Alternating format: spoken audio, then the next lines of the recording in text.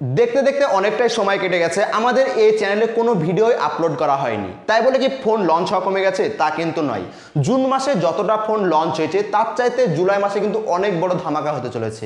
প্রায় 12 থেকে 15 খানা মতো ফোন লঞ্চ হতে চলেছে। তাই আজকের এই ভিডিওটি জুলাই মাসের আপকামিং ফোন নিয়ে কিন্তু হতে চলেছে। প্রথমে আমরা শুরু করব সিএমএফ কে দিয়ে। আপনারা হয়তো সবাই জানেন নাথিং এর সাব ব্র্যান্ড সিএমএফ, আর এই সিএমএফ এ কিন্তু সামনে জুলাই মাসের 11 তারিখ নাগাদ প্রথম তাদের ফোন লঞ্চ করতে চলেছে।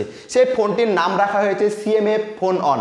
ঠিক নাথিং এর মতো কিন্তু তারা ফোন যেমন প্রথম লঞ্চ করেছিল নাথিং ফোন অন, ঠিক তেমনই সিএমএফও তাদের ফোনের নাম রেখেছে সিএমএফ ফোন অন। আর যদি এর স্পেসিফিকেশনের কথা বলি তাহলে এখানে 6.67 ইঞ্চি 120 হার্জের ওএলইডি ডিসপ্লে থাকছে, মিডিয়াটেক ডাইমেনসিটি 7300 প্রসেসর, 5000 mAh এর ব্যাটারি এবং 33 ওয়াটের চার্জারে কিন্তু সাপোর্ট দেওয়া থাকছে। এগুলো তো তেমন কোনো ফিচার্স নাই। শোনা যাচ্ছে পেছনে যে ব্যাক প্যানেল, সেই ব্যাক প্যানেলের যে কালার, সেই কালারটা আপনি আপনার নিজের ইচ্ছে মতো চেঞ্জ করতে পারবেন। এছাড়াও এখানে রিমুভেবল ব্যাটারি দেওয়া থাকছে। মানে আজ থেকে প্রায় 5 থেকে 7 বছর আগে আমরা যেমন যে কোনো ফোনের ব্যাটারি খুলতে পারতাম, ঠিক তেমনই কিন্তু এই ফোনটাতে ব্যাটারি খোলা যাবে এমনই কিন্তু শোনা যাচ্ছে।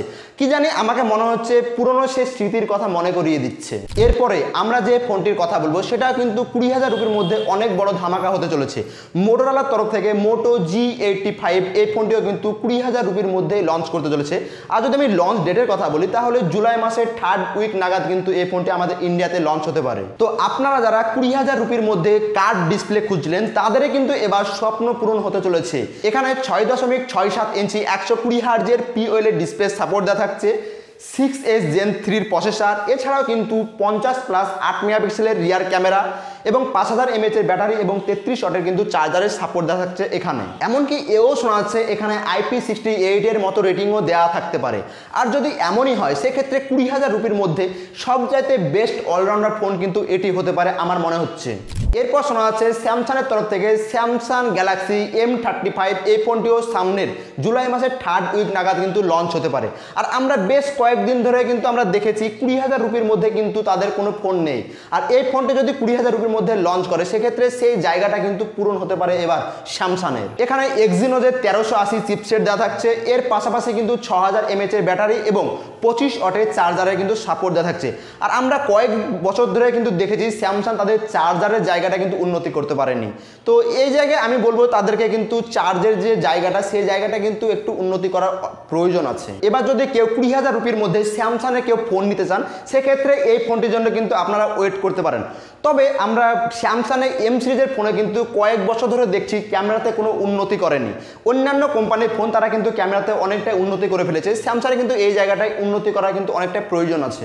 এরপরে যে ফোনটির কথা একবারে না বললে হয় না, ওয়ানপ্লাসের তরফ থেকে OnePlus Nord 4 এই ফোনটিও কিন্তু জুলাই মাসের 3rd উইক নাগাদ লঞ্চ হতে চলেছে। আর যদি এটা প্রাইসের কথা বলি সেটা কিন্তু 30 থেকে 32,000 রুপির মধ্যেই লঞ্চ হবে এমনই কিন্তু আমরা শুনতে পাচ্ছি। আর এখানে কোয়ালকম স্ন্যাপড্রাগনের 7+ Gen 3 চিপসেট দেওয়া থাকছে।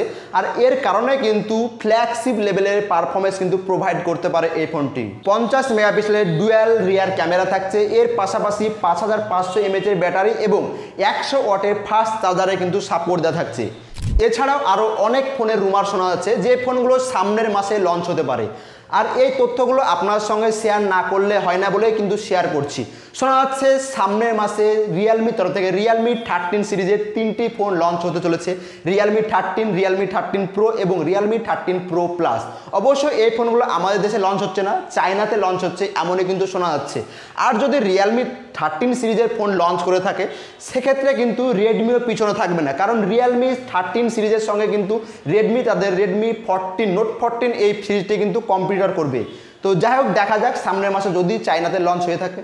এরই মাঝে আপনারা তো সবাই দেখেছেন ভিভো চায়নাতে তাদের দুটো ফোন লঞ্চ করে দিয়েছে S সিরিজের, ভিভো S90 এবং S90 প্রো। আর এই ফোনগুলোই সামনের মাসে আমাদের ইন্ডিয়াতে ভিভো V সিরিজের V14 এবং V14 প্রো নামে কিন্তু লঞ্চ হতে পারে রিব্র্যান্ড হয়ে, এমনই কিন্তু আমরা শুনতে পাচ্ছি। তো যাই হোক, সামনের মাস আসতে তো আর খুব বেশি টাইম নাই। আর যতটা ইনফরমেশন আমরা পাবো সবই কিন্তু আপনাদের সঙ্গে শেয়ার করবো টেক নিউজের মাধ্যমে।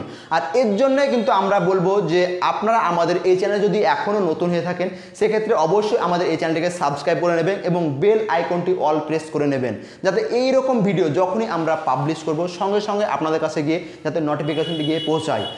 আর আমরা বেশ কয়েকদিন ধরে কিন্তু দেখছি আপনারা আমাদের এই চ্যানেলে আসছেন, ভিডিও দেখছেন, কোনো লাইক করছেন না। তা আপনাদেরকে আমরা রিকোয়েস্ট করব আমাদের এই চ্যানেলে ভিডিও দেখার পাশাপাশি লাইক করুন। আর যদি আমাদের এই চ্যানেল নতুন হয়ে থাকেন সেক্ষেত্রে আমাদের এই চ্যানেলটিকে সাবস্ক্রাইবও করে নিতে পারেন এইরকম ভিডিও সবার আগে পাওয়ার জন্যে।